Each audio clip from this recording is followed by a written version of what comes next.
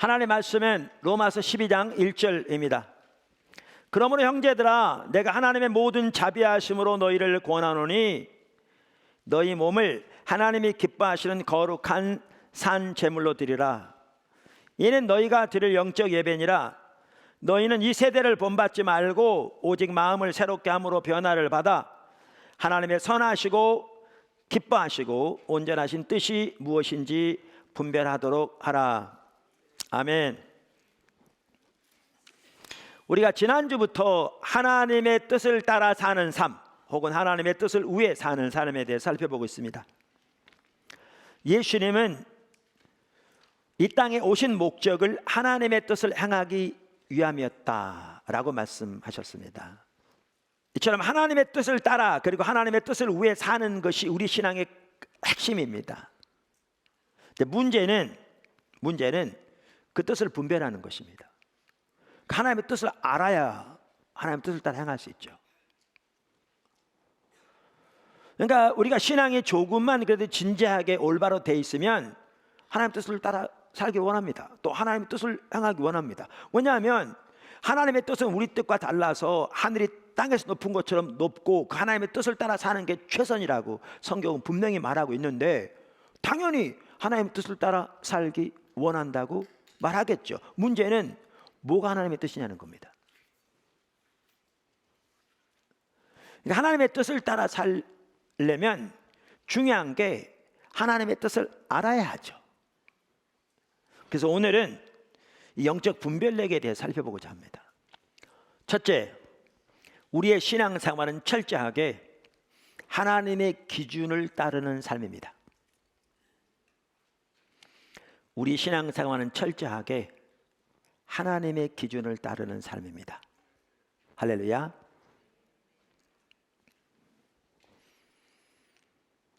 그러니까 우리 신앙생활은 철저하게 하나님의 기준을 따르는 삶이기 때문에 영적 분별력은 하나님의 뜻을 분별하는 데뿐만 아니라 우리 신앙 전반에 걸쳐서 매우 중요한 요소입니다. 저는 아모스서 7장 7절에서 8절을 보면 교회를 향한 하나님의 의도가 잘 나와 있다고 확신합니다. 그러니까 교회를 향한 하나님의 의도는 교회가 철저하게 하나님의 기준에 맞추어 세워지는 것입니다. 아멘. 자, 한번 볼까요? 7장 7절 아모스. 또 내게 보이신 것이 이러하니라. 다림줄을 가지고, 뭐를 가지고?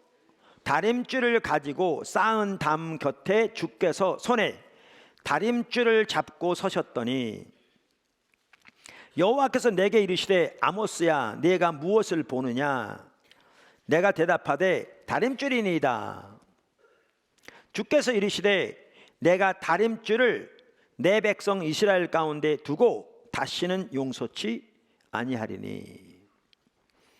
자, 그럼 어떤 분들이 이렇게 물을 수 있어요. 아니, 어디에 여기 하나님의 교회를 향한 하나님의 의도가 나와 있느냐? 그럴 수 있는데요, 여기에 담이 뭐냐를 보면 알아요. 여기 담이 자세히 보시면 뭘 의미합니까? 이스라엘을 의미합니다. 그러니까 환상 중에 하나님께서 아모스에게 보여주는데 이 다림줄을 잡고 하나님 서셨어요. 다림줄이 뭔지 아시죠? 이렇게 줄이 있고 아래가 추 달린 이런 겁니다. 그러니까 요즘 같은 데도 벽돌 쌀 때 보면은 이렇게 줄을 내려서 수직을 잡아놓고 벽돌 쌌습니다. 그래야 똑바로 되어지잖아요. 요즘은 이제 측량 같은 거 할 때도 GPS로 합니다. 그러니까 정확합니다. 옛날하고 달리. 근데 측량할 때도 기준점이 있거든요. 그럼 기준점에다 측량기를 갖다 놓고 정확하게 기준점에 맞추기 위해서 뭐 하냐? 다림줄을 달아 내립니다. 이거 줄을. 요즘도. 그래 똑바로 그 자리에 가거든요. 근데 하나님께서 환상을 보여주시는데 하나님이 다림줄을 잡고 계셨는데 다림줄에 맞춰 똑바로 세워진 담이 있는 거예요.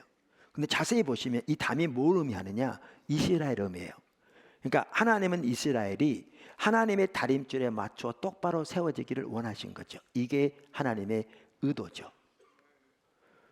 교회는 새 이스라엘이죠. 그러니까 교회를 향한 하나님의 의도는 하나님의 교회가 철저하게 다림줄에 맞춰 똑바로 세워지는 겁니다. 자, 보세요. 우리 한 사람 한 사람은 하나님의 의도는, 우리 한 사람 한 사람의 하나님의 의도는 우리의 삶이, 우리의 신앙이 하나님의 다림줄에 맞추어 똑바로 세워지는 겁니다. 그게 하나님의 의도입니다.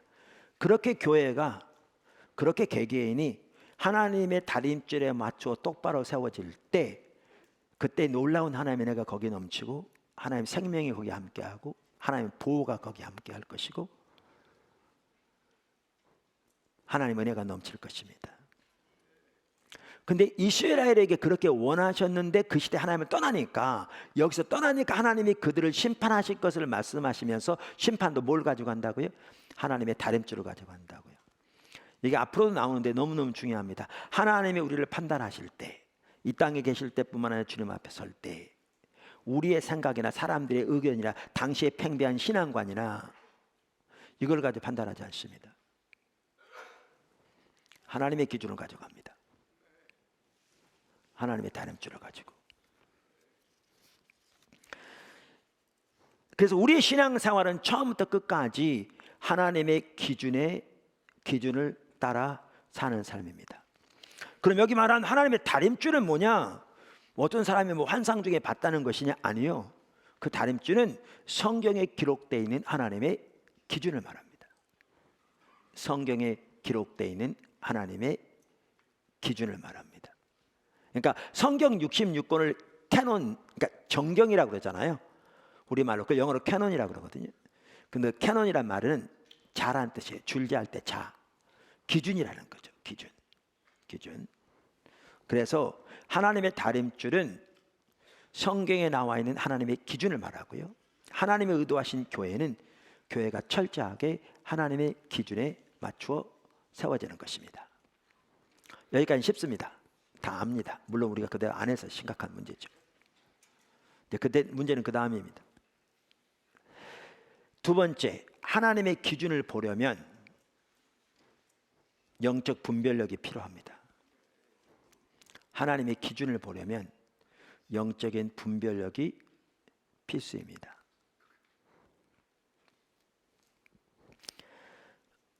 그러니까 제가 하나님의 다림줄이란 말과 영적 분별력이란 말을 상호 교환적으로 사용하거든요. 둘은 약간 다른데, 왜냐하면 말씀드린 대로 하나님의 다림줄은 성경에 나와 있는 하나님의 기준이에요.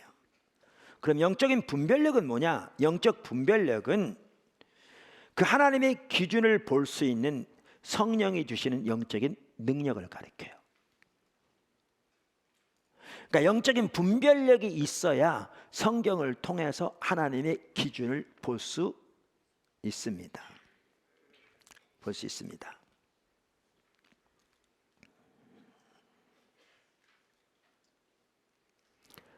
이제 앞으로 나옵니다마는 영적인 분별력을 갖기 위해 우리가 하나님의 말씀을 잘 아는 것은 매우 중요합니다. 그래서 하나님의 말씀인 성경과 영적 분별력에 대해서 한 타임 살펴볼 거라고요. 상세하게 여러 가지 면을 영적 분별력과 관련해서.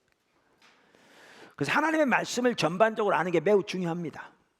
그건 제로의 여지가 없습니다. 문제는 성경적인 지식만 있다고 영적 분별력이 주어지는 것이 아닙니다. 이게 심각합니다. 그러니까 그 대표적인 예가 바리새인들인데, 바리새인들은 성경적인 지식이 누구보다 뛰어났습니다. 그리고 그들의 성경적인 지식은 정통적이었습니다. 그런데 그들은 누구보다 영적으로 눈먼 자들이었습니다. 그러니까 단순한 성경적인 지식만 가지고 되지 않는 것을 명확하게 할 수가 있죠. 그래서 하나님의 기준을 보려면 영적인 분별력이 필수입니다. 아멘. 자, 세 번째. 두 번째 그 얘기에서 나온 결과이기도 합니다만, 세 번째. 영적 분별력이 어두워지면 참다운 신앙생활이 가능하지 않습니다. 자, 보세요. 우리의 신앙은 처음부터 끝까지 하나님의 기준을 따르는 삶이라고요. 그리고 영적인 분별력이 있어야 우리는 성경을 통해서 하나님의 기준을 볼 수 있다고요. 그러면 영적인 분별력이 어두워지면 바리새인들처럼 아무리 성경을 많이 알아도 하나님의 기준을 전혀 보지 못하게 됩니다. 그러면 하나님의 기준을 따라 사는 것이 우리의 신앙생활인데 하나님의 기준을 전혀 못 보게 되니까 참다운 신앙생활은 불가능합니다. 문제는 참다운 기준이 뭔지를 모르니까 잘못되어 있는데도 잘못된 사실을 모릅니다. 뿐만 아니라 참다운 기준이 뭔지를 모르니까 어떻게 해야 올바로 돌아갈 수 있는지도 모릅니다. 이게 심각합니다. 제가 무슨 뜻인지 설명을 하겠습니다. 지금부터 성경의 예를 들어서. 근데 새로운 예보다는 잘 아는 예를 들으면 더 좋을 것 같습니다. 여러분이 수없이 많이 들은. 자, 이사야서 1장 10절부터 봅니다. 그러니까 말씀드린 대로 영적인 분별력이 어두워지면 하나님의 기준이 가려지기 때문에,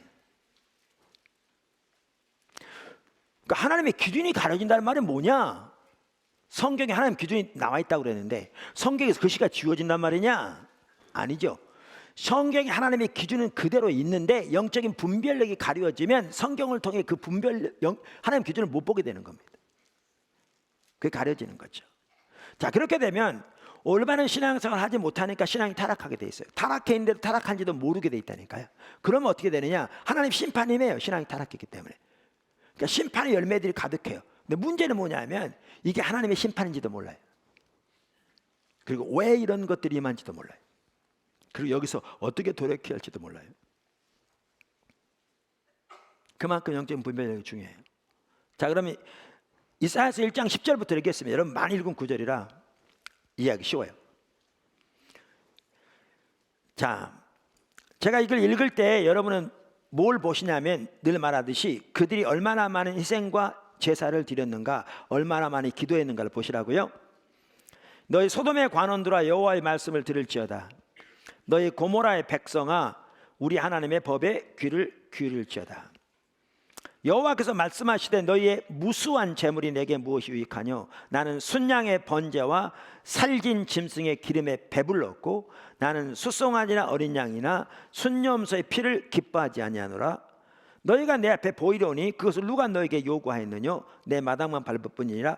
헛된 재물을 다시 가져오지 말라. 분양은 나의 가증이 여기는 바요 월삭과 안식일과 대회로 모이는 것도 그러하니 성에 아울러 악을 행하는 것을 내가 견디지 못하겠노라. 내 마음이 너의 월삭과 정한 절기를 싫어하나니 그것이 내게 무거운 짐이라. 내가 지기에 곤배하였느니라. 너희가 손을 펼 때 내가 눈을 가리우고 너희가 많이 기도할지라도 내가 듣지 아니하리니 이는 너희의 손에 피가 가득함이라. 자, 우리가 이 구절을 읽을 때 이걸 보면 이스라엘 시대 이스라엘 백성들의 신앙이 좋았습니까? 나빴습니까? 아주 타락했죠. 하나님 뭐라고 그러냐? 그들을 누구에 비유하고 있어요? 소돔의 백성, 고모라의 백성에 비유하고 있습니다. 저들의 죄로 인해서 하늘에서 불을 내려 심판을 하신 그 소돔 고모라에 비교하고 있습니다. 그 다음에 그들의 예배가 하나님 앞에 타락했습니까? 옳았습니까? 너무너무 타락했죠. 여기 뭐라고 말하고 있어요? 그들의 예배에 대해서 내게 무엇이 유익하뇨? 기뻐하지 않는다. 내가 너희는 내 마당만 밟는다. 헛된 재물 내가 가증히 여긴다. 내가 견디지 못하겠다. 누가 요구했냐? 내가 싫어한다. 영어로 hate. 내가 증오한다. 너무너무 싫어하시는 거죠. 자, 그럼 우리는 이 구절을 읽을 때 어떻게 생각하냐 하면 이렇게 생각합니다. 성경이 써 있으니까, 성경 하나의 말씀이니까 그 시대 신앙이 너무너무 타락했고 그 시대 예배가 너무너무 타락했다. 그러니까 심판이 오는 게 당연하다고 생각합니다. 타락했으니까. 자, 근데 제 말이 이 말이에요. 여러분, 우리가 이 구절을 읽으면서 우리의 신앙과 우리의 예배가 이들처럼 타락했다고 생각합니까? 안 하죠. 잘 들으세요. 내 얘기는 우리의 신앙과 예배가 이들처럼 타락했다 그 얘기가 아니에요. 그런지 아닌지는 두고 봐야죠. 제 얘기는 우리가 이 구절을 읽을 때 우리의 신앙과 예배가 이들처럼 타락했다고 생각하느냐 그 말이죠. 안 하죠. 당연히 안 하죠. 우리 손에 무슨 피가 가득해. 뭐 완벽하게 사는 사람 누가 있나? 죄를 짓기도 하지. 성경에도 예수 믿다고 다 완벽한 건 아니잖아. 다 맞는 얘기거든요. 그런데 우리 뭐 손에 피가 가득한, 그러니까 그리고 우리가 이렇게 하나님 앞에 마음을 다해서 예배 드리는데 우리의 예배가 저들처럼 타락했다고 생각하지 않죠. 그러니까 오늘날 한국에 있는 모든 기독교는 이 구절을 읽을 때 오늘날 우리의 신앙이, 자신의 신앙이 이들처럼 타락했다고 생각하는 사람은 거의 없다니까요. 우리나라 기독교인 중에. 동의하세요? 자, 그러면 제가 늘 말씀드린 대로 이거예요. 우리는 반드시 기억해야 할 게, 성경은 누구의 관점에 쓰여졌다고요? 하나님의 관점. 이게 너무너무 중요합니다. 누구 관점? 하나님의 관점. 그러니까 이사야서만 하더라도 하나님이 이사야 선지자를 통해서 그 시대 이스라엘 백성들이 주신 말씀이잖아요. 근데 이 말씀이 누구 관점에 주어졌어요? 하나님의 관점. 그러니까 하나님이 그 시대를 보신 관점을 지금 말씀하신 거예요. 그렇죠? 아멘. 그러니까 이 말을 바꿔 말하면 뭐냐면, 그 시대 이스라엘 백성들이 이 하나님의 관점을 몰랐다면 그들은 이 말을 전혀 못 알아들었다는 얘기예요. 이게 문제예요. 그걸 바꿔 말하면, 그들의 영적인 분별력이 어두워져 있었다면 그들은 하나님이 아무리 이사야를 통해서 목이 터져라고 외쳐도 이 말을 못 알아들었다는 거예요. 자, 그럼 보시면, 제가 아까 그래서 뭘 보라고 그랬냐면, 그들이 얼마나 많은 예배를 드렸는가. 여기 안식일, 월삭, 모든 대회, 절기, 모든 성회 지켰다고 그랬어요. 정말 성경대로 잘 지켰죠. 그 다음에 제사를 지를 때 그들은 수송아지, 순염소, 어린 양, 순양, 성경이 규정한 제물들, 가장 살리고 좋은 것들을 무수히 드렸다고 했어요. 정말 많이 드렸잖아요. 그리고 그들은 많이 기도했어요. 자, 그러면 그 당 성경 율법대로 그 모든 예배를 그토록 철저히 지키고, 절기들을 율법대로 가장 소중하고 살찐 짐승을 하나님께 무수히 희생으로 드리고, 그리고 많이 기도한 이들이 자기들의 신앙이 이렇게 타락했다고 생각했을까요?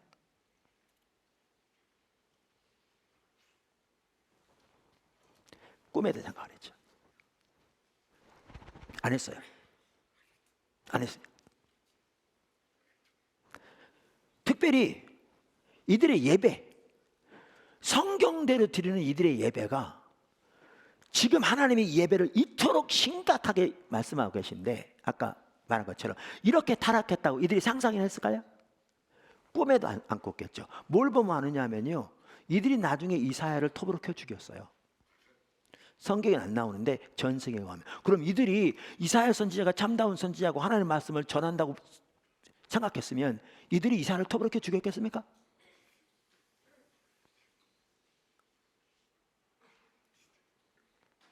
그럼 왜 톱으로 켜 죽였겠어요?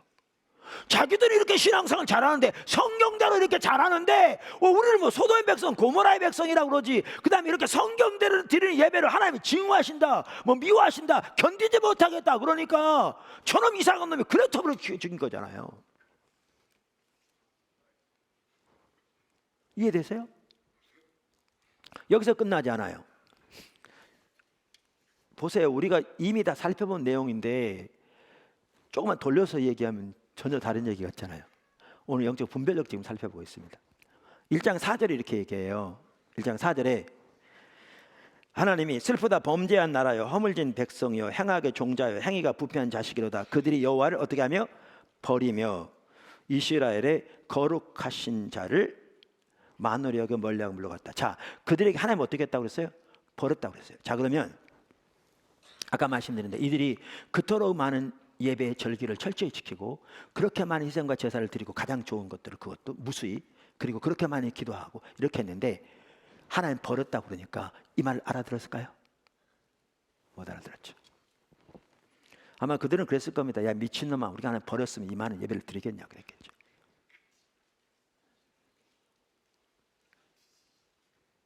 근데 왜 이사야서가 성경에 받아들여졌죠? 하나님이 이사야를 통해서 예언한 대로 그 나라에 심판이 오고 나니 이사야가 참다운 선지자인 게 증명되어지고, 그래서 이사야서가 성경으로 받아들여졌죠. 그러니까 이걸 보면 뭘 할 수 있냐면, 이 당시에 그들이 영적인 분별력이 어두워져 있으니까 하나님이 아무리 말씀하셔도 못 알아들었던 걸 볼 수 있어요. 그래서 하나님이 그들을 두고 이사야서 6장에 뭐라고 말씀하셨느냐, 이렇게 말씀하셨어요. 9절에 여호와께서 가라사대 이 백성에게 이르기를 너희는 듣기는 들어도 깨닫지 못할 것이요 보기는 보아도 알지 못하리라 하여 이 백성의 마음으로 둔하게 하며 그 귀가 막히고 눈이 감기게 하라. 염려컨대 그들이 눈으로 보고 귀로 듣고 마음으로 깨닫고 다시 돌아와서 고침을 받을 가노라. 이걸 보면 그들이 어떻게 했다고? 영적인 눈이 어떻게 했다고요? 어두워졌다고요. 이게 무서운 겁니다. 그러니까 영적인 분별력이 어두워지면 모르는 거예요. 그러면 이제 이거는 이제 수없이 많이 살펴보았고, 이걸 또 살펴보려면 또 다른 시간이 필요하니까 넘어가겠습니다. 신앙의 본질과 의식의 관계를 올바로 이해해야 되는데 종교적인 의식 중요합니까? 안 중요합니까? 하나님이 명하신 종교적인 의식 중요합니까? 안 중요합니까? 구약시대로 말하면 번제와 회상 중요합니까? 안 중요합니까? 중요하죠. 오늘날 11조 중요합니까? 안 중요합니까? 주일날 예배 드리는 거 중요합니까? 안 중요합니까? 주일뿐만 아니라 우리 예배 중요합니까? 안 중요합니까? 중요해요. 성경 연구 중요해요? 안 중요해요? 다 중요합니다. 문제는 종교적인 의식들은 중요함에도 불구하고 그 자체가 본질이 아닙니다. 종교적인 의식들은 제가 우리 신앙의 본질이라고 표현하는 하나님 그분을 알고 우리의 존재를 다해 그분을 사랑하는 삶을 위한 수단입니다. 이렇게 하나님을 알고 존재를 다해 사랑하는 하나님과 친밀한 교제가 우리 신앙의 모든 것이고, 이렇게 하나님과 친밀한 교제 가운데 있는 사람들은 하나님의 목적, 하나님 뜻, 하나님의 계획을 깨달아 그 일에 온 사람으로 동참하는 삶을 살게 되어 있고, 이 사람들은 당연히 하나님의 길로 향하는 삶을 살게 되어 있습니다. 이 의식들은 중요한데 그 본질의 수단인 거죠. 그런데 하나님 앞에서는 종교적인 의식이 많을지 몰라도 하나님과 친밀한 교제, 즉 하나님을 알고 그분을 존재를 다해 사랑하는 사람에 떠나면 우리의 삶은, 행동은 하나님의 법을 반드시 버리게 되어 있죠. 그러니까 아무리 종교적인 의식이 많아도 신앙의 본질인 하나님과 친밀한 교제, 하나님을 존재를 다해 사랑하는 사람에 떠나는 것을 하나님을 버린 것이라고 그러시죠. 이사야 시대가 그랬던 것처럼. 근데 제가 지금 말씀드린 이러한 하나님의 관점이 가려지니까, 그리고 하나님의 관점이 가려지면 이제 거짓 신앙 측의 전면에 나서는데, 신앙이 어떻게 변질되느냐면 의식은 중요함에도 불구하고 그 자체가 본질이 아니고 본질을 위한 수단이고, 아무리 의식이 많아도, 종교적인 의식이 많아도 삶이 신앙의 본질에 떠나 있으면 의식은 아무 의미가 없는데, 하나님 앞에 신앙이 타락하면 의식이 본질을 대체해버린 거죠. 그러니까 의식 잘하는 게 신앙생활 잘하는 걸로 신앙의 관점이 달라져 버린 거죠. 그러니까 이사야 시대는 종교적인 의식을 누구보다 잘했기 때문에 자기들이야말로 누구보다 신앙생활 잘한다고 자부하고 있었겠죠. 그런데 하나님의 관점에서는 의식은 남아있을지 모르지만 하나님과의 친밀한 교제에 떠나 있었기 때문에, 그리고 삶은 철저하게 하나님의 법을 버렸기 때문에 이 의식들이 아무런 의미가 없었죠. 근데 제가 여러분 뭘 살펴보고 있는 줄 아십니까? 하나님의 관점이 이들에게 가려지니 이들이 올바른 신앙생활을 하는 게 불가능하죠. 뿐만 아니라 올바른 신앙의 뭔지가 가려지니까 잘못됐다는 사실도 모르는 거죠. 그리고 뭐가 올바른 신앙인지를 모르니까 어떻게 돌아가야 할지를 모르는 거죠. 이게 무서운 겁니다. 네 번째, 하나님 앞에서는 하나님의 기준만 통합니다. 하나님은 주권자 하나님이시기 때문에요, 그분 앞에서는 그분의 기준만 통합니다. 그래서 우리 신앙생활은 처음부터 끝까지 하나님의 기준을 따르는 삶입니다. 그러니까 하나님 앞에서 하나님의 기준만 통한다, 이걸 쉽게 이해할 수 있는 게 구원 생각하면 됩니다. 여러분 잘 아니까. 어떤 사람 헌금 많이 한다고 구원받습니까? 금식 많이 한다고 구원받습니까? 봉사 많이 한다고 구원받습니까? 교회 열심히 다니면 구원받습니까? 주일날 빼놓지 않으면 구원받습니까? 아니죠. 구원받는 유일한 길은 자기를 위해 십자가에 돌아가신 하나님의 아들 예수 그리스도를 성령의 조명으로 발견하고 자기 모든 죄 용서와 구원을 위해 예수 그리스도를 자기 마음속에 구주와 구세주와 주님으로 모실 뿐만 아니라 자기 삶을 온전히 그분께 의탁하는 믿음을 통해서만 구원 얻습니다. 믿음 외에 구원 얻을 길이 없습니다. 왜냐하면 그게 하나님의 기준이기 때문에 그렇습니다. 근데 이 하나님의 기준이 우리의 구원에만 적용되는 게 아니라 아까도 말씀드린 대로 우리의 신앙의 모든 부분에서 하나님의 기준만 통합니다. 하나님의 주권자시란 말 속에는 그게 포함되어 있습니다. 한 예를 보면 우리가 요한계시록 3장에 나오는 신약성경입니다. 3장에 나오는 사대교회 예를 보면 알 수 있습니다. 사대교회 예. 한번 보시죠. 3장 1절. 사대교회 사자에게 편지하라.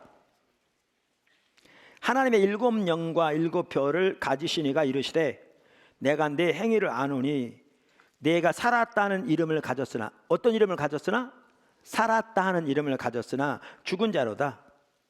너는 일깨어 그 남은 바 죽게 된 것을 굳건하게 하라. 자, 사도교회가 어떤 교회였다고요? 살았다는 이름을 가진 교회였습니다. 여기 이름이라는 말 속에는요 명성이라는 뜻이 있습니다. 그러니까 우리도 이름을 날리라 그러잖아요. 그러니까 성경에도 이름에는 그런 뜻이 들어 있습니다. 물론 이름은 하나님의 성품을 의미하고 하나님의 이름은 하나님의 속성을 의미하지만 이름은 명성이라는 의미도 들어 있습니다. 그래서 영어 NIV 성경은 여기에 보면 이 구절을 그렇게 번역하고 있습니다. You have a reputation of being alive. 너희들은 살아있다는 명성을 가지고 있다. 자, 그러면 보십시오. 어떤 교회를 우리가 살아있는 교회라고 칭찬합니까? 성도 몇 명 있어가지고 어두컴컴한 방에서 그냥 예배 드릴 때 그냥 침침하게 앉아있다 끝나자마자 그냥 싹 사라져버린 그런 교회를 살아있는 교회라고 칭찬합니까? 많은 사람이 모였을 것이고요. 많은 프로그램들이 진행됐을 것이고요. 많은 어떤 외부적인 일들이 있었겠죠. 살아있는 교회라고 명성이 나 있었으니까요. 근데 주님은 뭐라고 하십니까? 실상은 죽었다 그러십니다. 여러분 이게 너무 중요합니다. 아까 제가 말씀드린 하나님의 관점이 중요하다고 그랬는데 지금 사람의 관점과 하나님의 관점이 매우 다른 걸 볼 수 있습니다. 실제로 요한계시록에 나오는 7개의 교회를 향한 편지 하나하나에마다 공통적으로 나타난 특징이 뭐냐 하면 하나님의 관점과 사람의 관점이 다르다는 겁니다. 더 하나 사람의 관점은 아무런 의미가 없다는 것입니다. 여러분 이걸 알아야 우리가 올바른 신앙생활을 할 수 있습니다. 하나님의 관점과 사람의 관점은 다른데 사람의 관점은 아무런 의미가 없다는 겁니다. 그리고 아까 말씀드린 대로 하나님이 심판하실 때 판단하실 때 사람의 관점을 안 하세요. 살아있는 명성을 가졌다는 말은 자기들이 자기들을 살아있다고 자칭했을 뿐만 아니라 그런 교회로 이렇게 자부심을 가졌을 뿐만 아니라 주변에 있는 많은 교회들이 그 교회가 살아있는 교회라고 칭찬했다는 얘기잖아요. 그러면 주님이 심판하실 때 그들의 의견이나 주변의 팽배한 의견을 참조하지 않습니다. 주님은 주님의 관점에서만 심판하십니다. 내가 내 다림줄을 너희 가운데 드리우고. 그래서 하나님이 의도하신 교회는 하나님의 교회, 하나님의 백성들이 철저하게 하나님의 기준에 세워지는 겁니다. 자, 그럼 이렇습니다. 왜 이 교회를 죽어있는 교회라고 말하냐는 거죠. 왜? 살아있는 명성을 가졌는데 뭐 때문에? 그 다음 절에 해답이 나옵니다. 뭐라고 나왔죠? 다음 절에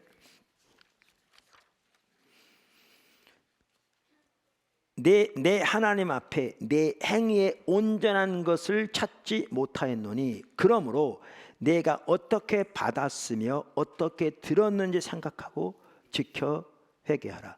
이걸 뭐라 할 수 있냐면요, 그들이 사도들로부터 내려오는 사도적인 메시지와 말씀에서 떠나 있는 걸 볼 수 있습니다. 오늘날로 말하면 신약 성경에 떠나 있는 거죠. 하나님의 기준에 떠나 있는. 그래서 죽어 있다고 말한 겁니다.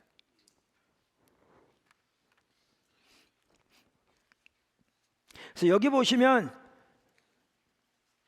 사람들의 의견이나 평가, 사람들의 칭찬, 당시의 팽배한 신앙관, 이게 하나님 앞에서 아무런 의미가 없고 하나님 앞에서는 하나님의 기준만 통하는 걸 볼 수 있습니다. 우리는 이런 것을 살펴보지도 않은 채 오늘날 개인은 무조건 하나님을 빙자해서 세상에서 자기가 원하는 출세만 하면, 교회는 하나님의 이름을 빙자해서 새만 불리면 성공한 신앙이요 목회라고 하는 인식이 너무나 팽배해 있는데, 저 자신부터 시작해서 정말 하나님의 긍휼과 자비가 절박하게 필요한 시대입니다. 다섯 번째, 영적 분별력이 어두워지면 성경을 읽어도 하나님의 음성을 못 듣습니다. 영적인 분별력이 어두워지면 성경을 읽어도 하나님의 음성을 못 듣습니다. 아까 제가 말씀드린 대로 간단히 설명하겠습니다. 이 부분은 바리새인들은 성경을 암송하고 묵상하는 것이 그들의 직업이었습니다. 그러니까 아까 이사야서 1장만 하더라도 그들은 잘 알았을 겁니다. 호세아 4장 1절에 이 땅에 인애도 진실도 하나님 아는 지식도 없다. 4장 6절에 하나님 아는 지식이 없어 망하는도다. 잘 알았을 겁니다. 어쩌면 그들은 많이 설교했을 겁니다. 근데 하나님은 그 구절을 통해 지금 바리새인들에게 목이 터져라 외쳐 계셨습니다. 너희가 지식이 없어 망하고 있다. 너희 예배를 내가 견디지 못하겠다. 너희 손에 피가 가득하다.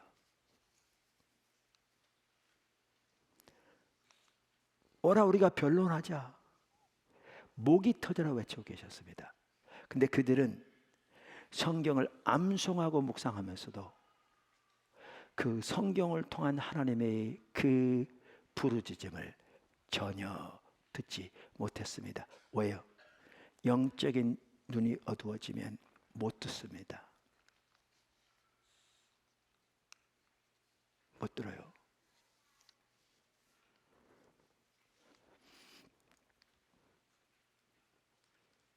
여러분 이거 아십니까? 하나님의 어느 시대건 하나님의 음성을 항상 두셨습니다. 예를 들면 구약 시대 보면 예레미야 시대, 하나님이 뭘 통해 말씀하셨냐면 그때까지 기록된 성경을 통해서 말씀하고 계셨습니다. 예를 들면 예레미야 시대 엘리 시대에 있었던 일을 보면 예레미야 시대가 동일한 일을 하고 있었습니다. 성경을 통해 말씀하고 계셨습니다. 뿐만 아니라 하나님이 선지자를 통해서 말씀하고 계셨습니다. 예레미야 등. 그러면 예수님 시대 어떻게 말씀하셨냐? 성경을 통해 말씀하고 계셨습니다. 이사야서. 뿐만 아니라 침례 요한을 보내서 말씀하고 계셨습니다. 뿐만 아니라 예수님을 통해서 하시는 표적과 기사가 하나님이 지금 그걸 통해 말하고 계셨습니다. 성경이 그렇게 말하고 있습니다. 더 나아가 하나님의 아들이 그곳에 와 계셨습니다. 그런데 그들은 그 어떤 통로를 통해서도 하나님의 음성을 못 들었습니다.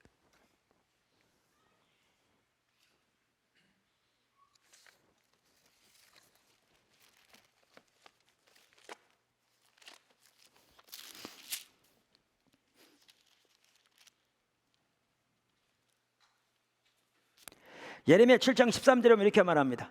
여호와의 말씀이니라 이제 너희가 그 모든 일을 행하였으며 내가 너희에게 말하되 새벽부터 부지런히 말하여도 듣지 않았고 너희를 불러도 대답하지 않았느니라.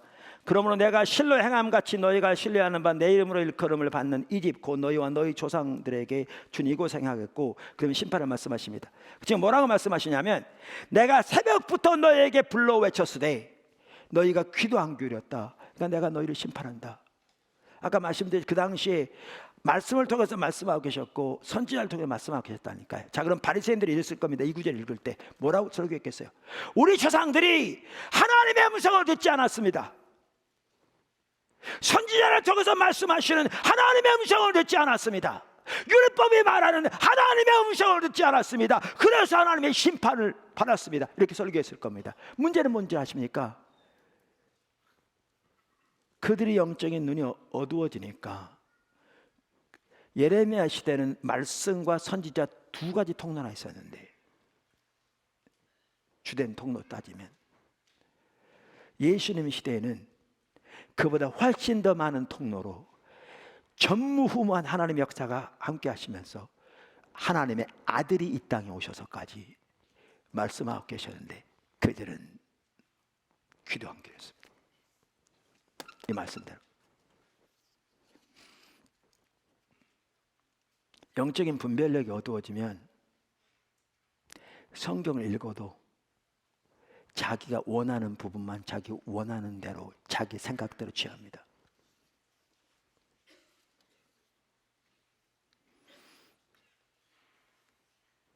하나님의 뜻을 발견하지 못합니다. 하나님의 음성을 듣지 못합니다. 하나님의 목적을 깨닫지 못합니다. 여섯 번째, 비슷한 맥락인데요, 제가 다른 각도에서 말하고 있습니다. 하나님의 다림줄이 가려지면 과거는 보아도 현재는 보지 못합니다. 그러니까 영적 분별력이 어두워지면 과거는 보아도 현재는 보지 못합니다. 제가 말씀드렸으니까 바리새인들의 예를 다시 들어서 설명하겠습니다. 자, 보십시오. 바리새인들은 이사야 시대가 타락한 건 알았습니다. 왜요? 성경 가지고 있었잖아요. 아까 뭐라고요? 성경은 하나님의 관점에서 쓰여진 거라고요. 그래서 성경을 그들은 하나님의 말씀을 인정하고 받아들이고 그것을 암송하고 묵상하니까 성경이 이사야 시대가 정말 타락한 시대라고 말하고 있으니까, 그리고 그 결과 다가오는 심판을 예언하고 있으니까, 그리고 그 말씀대로 실제로 역사에서 심판이 왔으니까 그들은 이사야 시대는 타락한 시대였다는 것을, 그리고 그들의 예배가 하나님이 견디지 못할 만큼 타락했다는 사실을 알았습니다. 이렇게 과거는 알 수 있습니다. 문제는 영적인 분별력이 가려지니까 아까 본 것처럼 왜 하나님이 그렇게 말씀하신지는 몰랐습니다. 그러니까 자기들이 똑같은 상태에 있으면서도 현재를 못 봤습니다. 현재를 못 봅니다.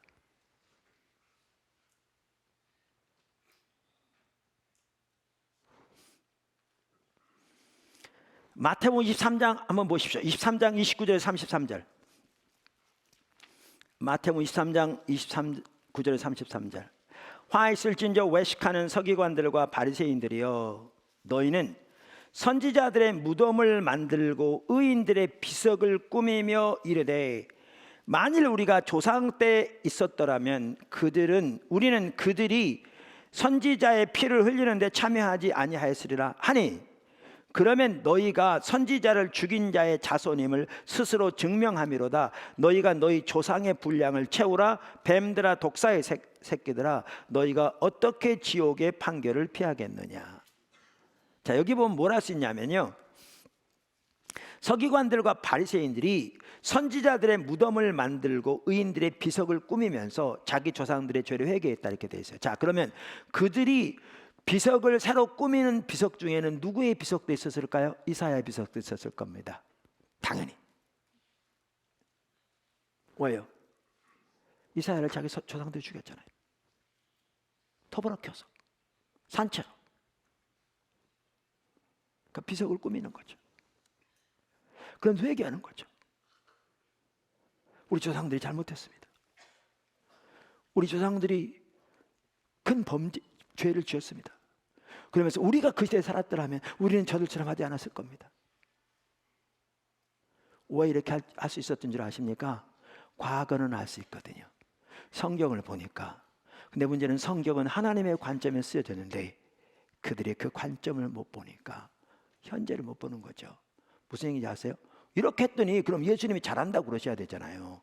근데 잘한다고 안 그러고 뭐라 하셨냐면, 너희가 그렇게 함으로써 그 조상의 그 자손임을 스스로 증명한다. 이 뱀들아 독사의 새끼들아, 너희 조상들이 못다한 양을 채우라 그러세요. 어떻게 보면 독소를 품으시는 것 같아요.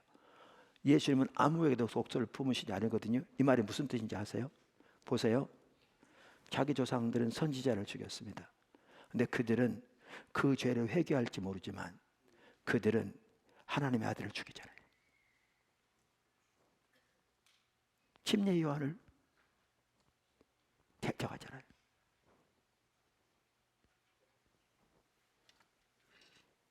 이렇게 돼요. 이게 이들만의 문제가 아니에요. 어느 시대건 영적인 분별력이 어두워지면 과거는 알아요. 현재를 못 봐요. 이게 무서운 거예요. 성경적으로도 그렇고 역사적으로도 그렇고요. 분별력이 어두워지면 그렇게 돼요. 마지막으로 한 가지만 말씀 간단히 드리고 마치겠습니다. 영적으로 보지 못하는 것이 하나님 앞에서 정당화되지 않습니다. 이게 무섭습니다. 바리새인들 보지 못했거든요. 이사야 시대 보지 못했거든요. 예레미야 시대 보지 못했어요. 엘리 보지 못했어요. 엘리 시대 보지 못했어요. 라오디게아 교회 보지 못했어요. 서머나 교회, 저기 아까 말한 사대 교회 보지 못했어요.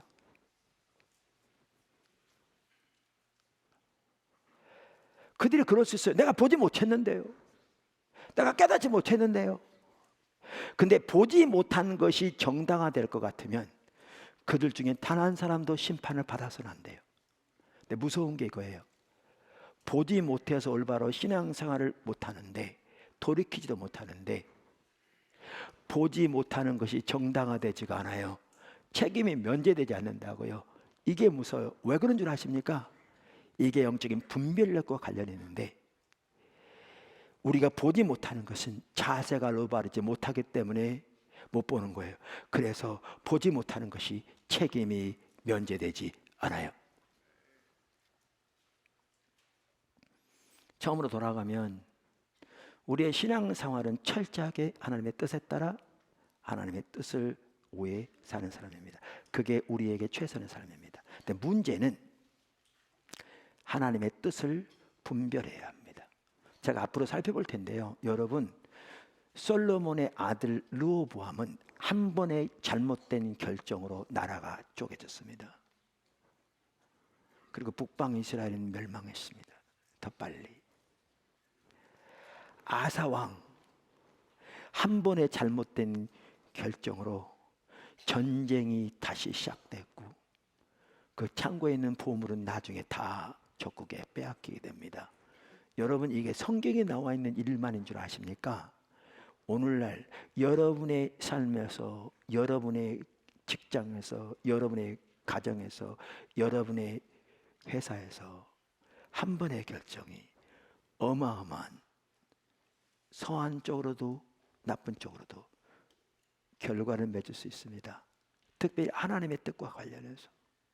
그렇기 때문에 리더들의 위한 기도가 그만큼 절실하죠.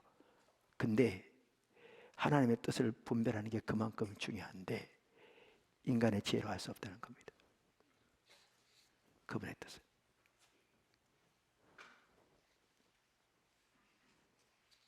우리는 한 치 앞도 못 보기 때문에. 그래서 분별이 중요한데, 오늘 말씀드린 것처럼 이처럼 우리의 신앙생활은 처음부터 끝까지 하나님의 길을 따라 사는 삶이에요. 하나님의 기준. 그리고 영적인 분별력이 우리 신앙의 모든 면에서 얼마나 중요한 것을 보는 것이 매우 중요해서 살펴보았습니다. 이런 내용을 보지 않고 하나님의 뜻을 분별한다는 몇 가지 방법적인 내용을 다뤄봐야 그게 별 의미가 없을 것이기 때문에. 그래서 우리가 이런 사실을 깨닫고 정말 하나님 앞에 애통함으로 주님의 도움을 구하며 하나님과 동행하는 삶을 살 수 있도록 하나님의 은혜를 구하고,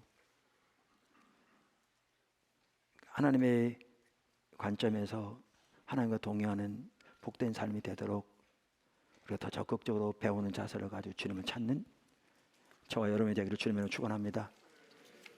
기도하겠습니다.